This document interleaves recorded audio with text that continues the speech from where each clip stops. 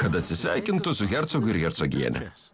Ačiū, Tomai, bet tavo pagalbos Spenceris nebūtų užbaigęs statybų laiko. Man metas į Knapfordo stotį. Kodėl? Kad pasimatyčiau su viršininku. Spenceris suniurnėjo. Ketini papasakoti viršininkui apie tą kvailą garvežį iš atliekų? Aš pirmas nuvyksiu į stotį ir pasirūpinsiu, kad tavo planas žlugtų. Tas garvežys bus nusiųstas į lydymo aikštelę, kur jam ir vieta. Taigi Spenceris išjudino stumoklius ir dundėdamas pasileido paskui Tomą. Tomas išgirdo iš paskos atbildantį Spencerį. Užkuosiu visų greičių, iš visų jėgų. Žinau, kad galiu. Tai buvo lemiamos Tomo ir Spencerio lenktynės. Tomas lėkė tiltais ir nėrė tuneliais. Jis prasmukdavo šakomis ir posūkiais. Spenceris dundėjo ir riaumojo, bet niekaip negalėjo aplenkti Tomo.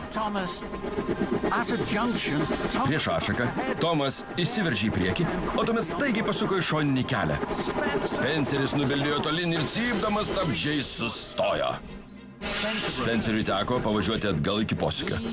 Jis vijosi Tomą siaurais bėgiais. Išklerę seni bėgiai ėjo virš pelkės. Tomas žinojo, kad tai greičiausias kelias į Knapfordą.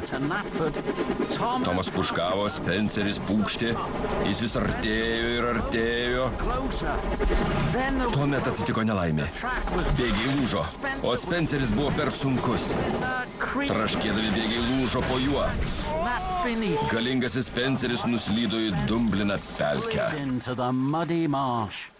Tomas sustojo. Jis suprato, kas nutiko, tačiau nieko negalėjo padėti. Atleisk, Spenceri.